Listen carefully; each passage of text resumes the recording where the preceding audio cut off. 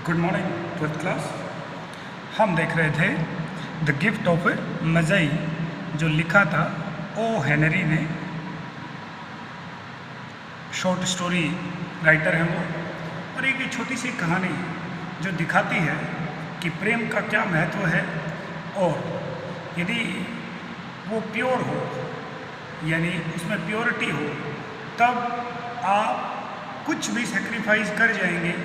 जैसा कि ये कहानी एक कपल की है, एक कपल की कहानी, एक दंपत्ति की कहानी है। और वो दंपत्ति जो है वो जिम और डेला है। डेला और जिम के पास दो कीमती वस्तुएं हैं, और दोनों ही एक दूसरे को उपहार देने के लिए उनको बेच देते हैं। चलिए यहाँ तक देखते हैं। देख चुके थे कि डेला जो है बाहर गली में आ गई और उसने निर्णय ले लिया था कि वो अपने बाल जो है उनको बेचेगी। ठीक है जी। वेयर सी स्टॉप्ड, और जहाँ वो रुकी, द साइन रीड, और उसने वहाँ एक साइन बोर्ड पे पढ़ा। साइन बोर्ड यानी इस तरह सूचना पट लगा हुआ था, वहाँ नेम प्लेट आप कह सकते हैं। क्या पढ़ा? मैडम, वहाँ नाम जो लिखा हुआ है वो सोफ्रोनी, सोफ्रोनी नाम लिखा है कि madam Sofronie hair goods of all kinds. देखिए लिखा है कि सभी प्रकार के बालों के जो सामान हैं, गुड्स देखिए सामान होता है, गुड अच्छा होता है, ये प्लूरल बना हुआ है, इसका मतलब ये विशेषण नहीं है। तो hair goods of all kinds means का यहाँ सभी प्रकार के बाल जो हैं उनसे संबंधित उनका वस्तुएं मिलती हैं, जैसे विग वगैरह जो नकली बाल रहते हैं वो।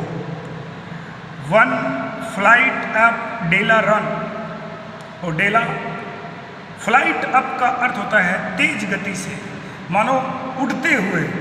उसने क्या किया?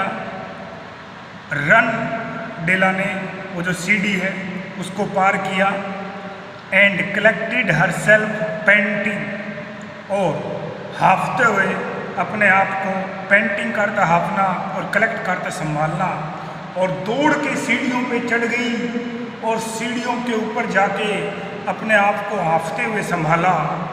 Madam large too white chilly hardly looked the Sofronie, और जो मैडम थी सोफ्रोनी, जो मैडम है जिसका नाम है, उनका जो शरीर है उसका थोड़ा सा यहाँ विवरण दिया गया है कि कैसा उसका शरीर है। देखिए लार्ज यानी उनकी कदकाठी काफ़ी लंबी है, टू वाइट यानी बाल काफ़ी सफ़ेद हैं, चिली, अब चिली से अभिप्राय ये आप कह सकते हैं कि बहुत ज़्यादा नीरस दिखाई दे रही थी वो। और हार्डली का अर्थ होता है मुश्किल से, यानी बहुत उनके साथ व्यवहार करना थोड़ा ऐसा लग रहा था कि मुश्किल है। लुक्ड द सोफ्रोनी, और इस प्रकार हाव भाव से, मतलब जो सोफ्रोनी है उसके हाव भाव से ऐसा लग रहा था कि वो इस प्रकार की होगी। Will you buy my hair asked Della, और डेला ने सीधा प्रश्न किया कि क्या आप मेरे बाल जो हैं वो खरीदेंगी? आई बाई हेयर सेड मैडम, और मैडम ने कहा कि हाँ मैं बाल खरीदती हूँ, इसमें कोई दो राय नहीं। टेक योर हैट ऑफ, पहले अपनी टोपी है उसको हटाओ। And let have a site at the look of it, और मुझे इनको अच्छे से देखने दो, इनकी बनावट को निहारने दो, तब मैं बताऊंगी कि मैं ले पाऊंगी कि नहीं ले पाऊंगी, और लूँगी तो कितने पैसे दूंगी। ठीक है जी, उससे आगे देखते हैं। उससे आगे down ripple the brown cascade, brown मैंने बताया था भूरे रंग का, सलेटी रंग का। कास्केड जलप्रपात होता है झरने के समान, और डाउन नीचे गिरना, रिपलिंग करते हैं लहराते हुए। और जैसे ही डेला को कहा गया कि आप अपने बाल खोल दें, टोपी हटा दें, तो उसने टोपी हटाई और अपने बाल जो हैं उनको खोल दिया। और मैडम ने बालों को निहारा, और निहार के क्या कहा? $20 कि $20, लिफ्टिंग उठाते हुए the mass with A practised hand, और अपने अनुभवी हाथों से, प्रैक्टिस हैंड का अर्थ होता है अनुभवी हाथ, अनुभवी हाथों से बालों के मांस यानी गुच्छे को उठाते हुए कहा कि $20 आपको मैं दे सकती हूँ। डेला देखिए कोई मोल भाव न करती है, नो बार्गेनिंग, और सीधा क्या बोलती है, Della said give it to me quick, चलिए जल्दी से मुझे आपको दे दो। मतलब कोई मोल भाव नहीं करती है और बोलती है कि आप मुझे $20 है वो दे दो। Oh and the next 2 hours tripped by on rosy wings, और क्या हो रहा है कि अगले 2 घंटे तक वह अपने गुलाबी पंखों पर, क्या हो रहा है देखिए, ध्यान से देखिए, रोजी विंग्स यानी गुलाबी पंख जो है, उसके गुलाबी पंख से अभिप्राय मतलब जैसे, अब ध्यान से देखना, जिस प्रकार पक्षी के पंख गुलाबी होते हैं वैसे ही उसके बाल जो ट्रिप्ड कर रहे थे, ट्रिप्ड का अर्थ होता है, और अगले 2 घंटों तक वो क्या करती रही, ट्रिप्ड बाई करती रही, और ट्रिप्ड बाई का अर्थ होता है जल्दी जल्दी चलना, बाई ऑन रोजी विंग्स, मनो अब वो उसके छोटे छोटे बाल बचे हैं, वैसे तो रोजी विंग्स का अर्थ है गुलाबी पंख आप कह सकते हैं, उनकी परवाह ना करते हुए, देखिए आगे लिखा है फॉरगेट वो भूल गई, डहेस्ट का अर्थ है छोटे छोटे, और मेटाफर का अर्थ है रूपक, यानी ये जो रोजी विंग्स हैं, गुलाबी जो पंख हैं, उनकी उपमा की गई है बालों की पंखों से, तो अब वो छोटे हो गए हैं, उनकी बिना परवाह किए वो अगले 2 घंटे बहुत तेज गति से इधर उधर दौड़ती रही।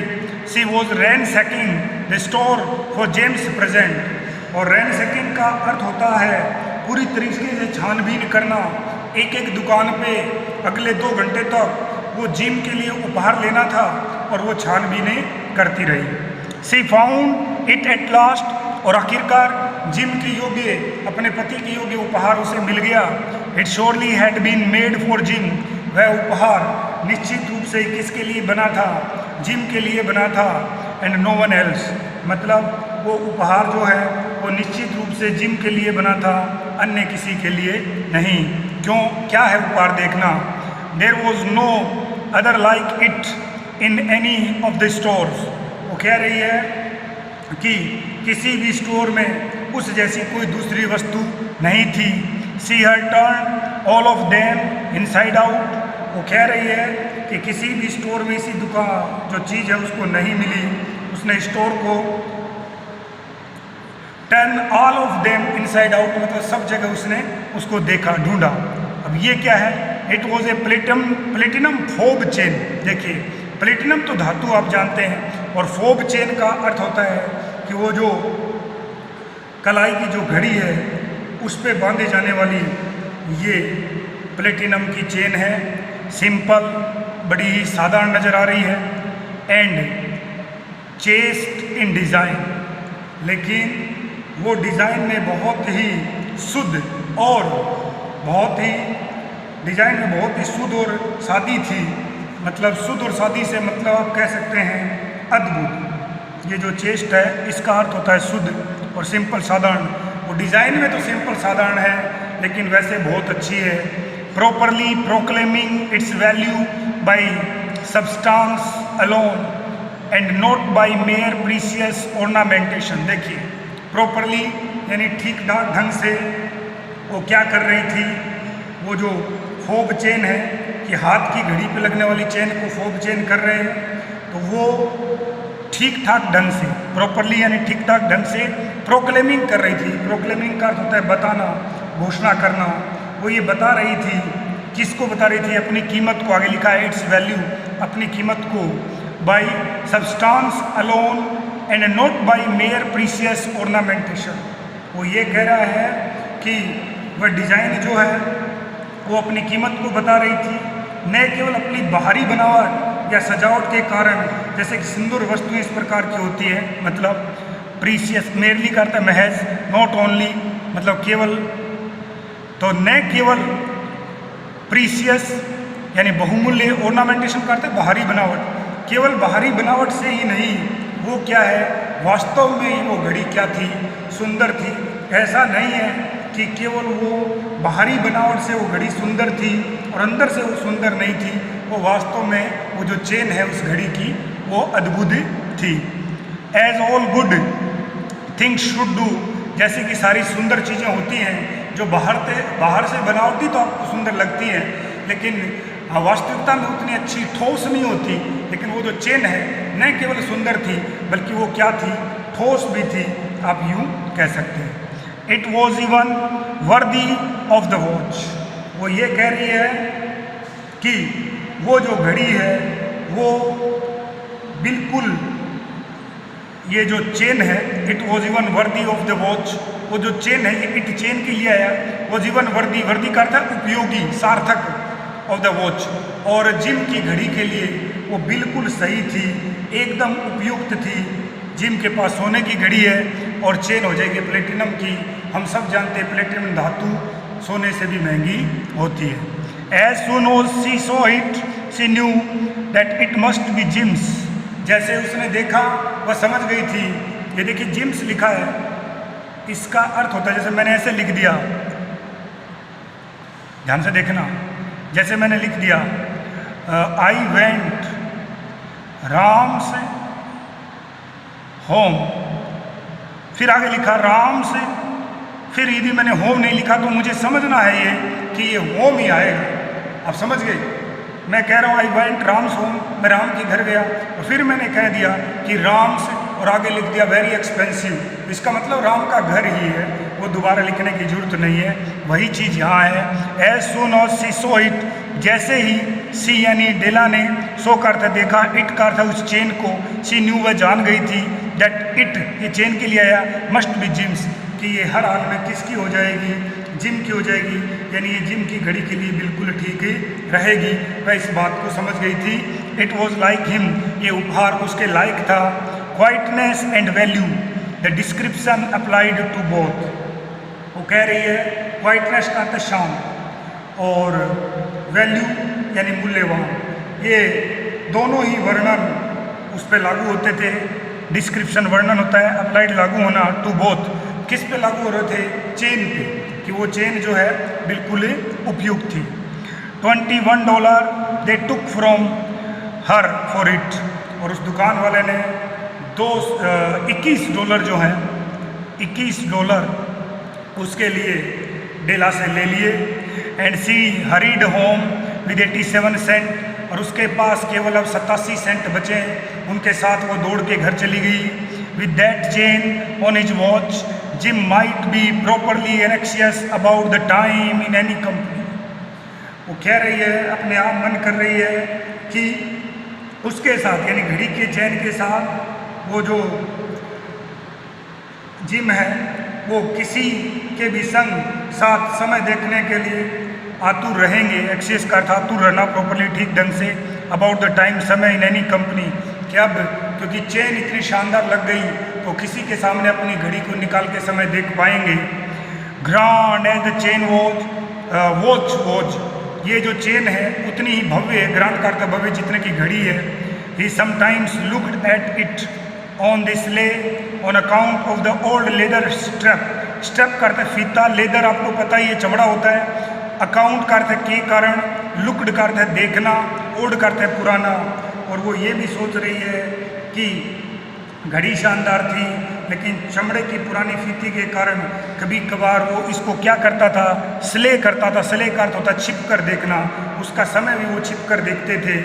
That he used in place of A chain, और अब उस की जगह कौन ले लेगा, चेन ले लेगा। यानी घड़ी तो शानदार थी लेकिन अब उसकी जगह क्या आ जाएगा, फीते की जगह, जो फीता पुराना था जिसकी वजह से जिम को थोड़ी बहुत शर्मिंदगी महसूस होती थी, उसकी जगह क्या आ जाएगा, प्लेटिनम का फोब चेन जो है वो आ जाएगी, यानी प्लेटिनम धातु की चेन आ जाएगी। तो ये उसके लिए वो चेनें खरीदना चाह रही है ताकि आगे से उनको कोई भी शर्म लज्जा न हो। आगे देखते हैं। व्हेन डेला रीच्ड होम, और जब डेला घर पहुंचती है, her intoxication gave way to little prudence and reason. और जैसे ही डेला जो है अपने घर पहुंचती है, और घर पहुंचते ही क्या होता है देखिए आप ध्यान से। इंटॉक्सिकेशन का अर्थ होता है आप अपने आप पे नियंत्रण खो दे, आपा खो दे। Gave way to little prudence and reason. ध्यान से देखिए, प्रूडेंस का अर्थ होता है विवेक। क्या होता है जी? विवेक। और रीजन, ये रीजनल जो रेशनल वर्ड है उससे बना है, इसका अर्थ होता है बुद्धि या तर्क। वो कह रहे हैं व्हेन डेला रीच्ड होम, जब डेला घर पहुंची तो हर उसका जो इंटॉक्सिकेशन था, यानी उनका जो दिमाग शांत हो गया और विवेक तथा तर्क बुद्धि से वो सोचने लगी। देखिए, prudence and reason gave way to little, यानी थोड़ा थोड़ा उसने अपने विवेक से और बुद्धि से सोचना शुरू कर दिया, क्योंकि उनका जो दिमाग था वो क्या हो गया? इंटॉक्सिन हो गया, यानी बिल्कुल शांत हो गया, चल नहीं पा रहा। जैसे मान लो उसके ऊपर किसी ने नियंत्रण कर लिया हो, जैसे वो नशे में हो। She got out her curling irons and lighted the gas. अब देखिए, उसके बाद उसने क्या किया? करली का अर्थ होता है घुंघराला, घुमावदार बनाने वाली। हर कर्लिंग आयरन, यानी वो लोहे की जो पिन वगैरह होती है उनके लिए कहा गया। आयरन से लिखा है, प्लूरल लिखा है, ध्यान से देखना। आयरन का अर्थ लोहा होता है, लोहे का बहुवचन कुछ नहीं होता। तो वो पिन वगैरह है उसने बाहर निकाली। और क्या किया? देखिए, लाइटेड द गैस, और गैस वगैरह उसको जलाया। And went to work repairing the ravages made by generosity added to love. ध्यान से देखिए, मैं एक एक अर्थ बता रहा हूँ। रेवेज का अर्थ होता है जी नुकसान। क्या होता है जी? नुकसान। रिपेयर का अर्थ आप जानते हैं, ठीक करना। एडिड का अर्थ है जो जुड़ गया हो। वो क्या कह रही है कि जो नुकसान उसके प्रेम और उदारता से जुड़ गया, कि प्रेम पूर्वक जो उदारता से उसको जो नुकसान हुआ, और उसके जो रेवेज है, रेवेज यानी उसके जो निशान है, क्षति के, नुकसान के जो निशान हैं, उनको ढकने का, रिपेयर करता ढकने का काम कर रही है। अब ऐसा क्यों? देखिए, जब बाल काटे गए तो थोड़े बहुत उस पर बराबर वो बाल नहीं कटे, छोटे बड़े हो गए, तो अब वो उनको सेट कर रही है। मतलब छोटे बाल, इस तरह जो छोटे बाल हैं उनको सेट करने का प्रयास वो कर रही है, घुंघराले बनाने का प्रयास करती है, जिसको बॉय कटिंग आप कहते हैं। Which is always is a tremendous task. और ऐसा करना हमेशा से ये ट्रेमडस का अर्थ बहुत बड़ा, ट्रेमडस का अर्थ बहुत बड़ा, टास्क का अर्थ है कार्य। और ये कार्य हमेशा से ही बहुत ही बड़ा रहता था। डियर फ्रेंड्स, ए ममंथ टास्क, कि प्रिय मित्रों, ये जो कार्य है ये काफ़ी बहुत बड़ा कार्य रहता है, कि आपके बाल यदि काट दिए गए हों और फिर आप उसको घर पे कर्ली करना चाहें, घुंघराले करना चाहें, वही कटिंग करना चाहें, तो ये काफ़ी मुश्किल कार्य रहता है। इससे आगे का नेक्स्ट वीडियो में हम देखेंगे। अब बात करते हैं टेस्ट। टेस्ट में 2 पोएम आपको दी गई, उन पोएम के क्वेश्चन आंसर रहेंगे। कोई 5 प्रश्न आपको दिए जाएंगे, 4 या 5 प्रश्न, हो सकता है 4 भी दिए जाएं। आपको पोएम पढ़नी है, पोएम के जितने क्वेश्चन आंसर वो पढ़ने हैं। अब वो मेरे पर डिपेंड करता है कि मैं उन्हीं में से दूंगा या कुछ एडिशनल बना के दूंगा। आप जो मैंने करवा रखे वो पढ़ लिए, पोएम पढ़ लिए, कोई भी एडिशनल प्रश्न मैं दे दूँ, आप आराम से हल कर लेंगे। मैं स्टेंजा दे सकता हूँ और उसमें से प्रश्न पूछ सकता हूँ, क्योंकि आप वार्षिक परीक्षा में आते हैं, वो भी मेरी मर्जी है। आपका काम है दोनों पोएम को पढ़ना, उनके क्वेश्चन आंसर्स को पढ़ना। मैं टेस्ट में जैसा भी दूँ 4 प्रश्न, उससे यदि ये जो जितना मैं बोल रहा हूँ इतना आपने कर लिया, यानी पोएम पढ़ ली 1 बार, उसके क्वेश्चन आंसर पढ़ लिए 2 बार, फिर मैं कुछ भी दूँ, आप ये मत पूछें। मुझे कोई पूछ रहा है सर आप स्टेंजा देंगे क्या, सर आप कुछ और देंगे क्या, मैं कुछ भी दूँ, आप उसकी परवाह क्यों कर रहे हैं। आपका पहला काम, जैसा मैंने पोएम पढ़ाया वैसे पोएम रिपीट कर लें। दूसरा, उसके क्वेश्चन आंसर आप रिपीट कर लें, फिर मैं कुछ भी दूँ आप आराम से कर पाएंगे। धन्यवाद।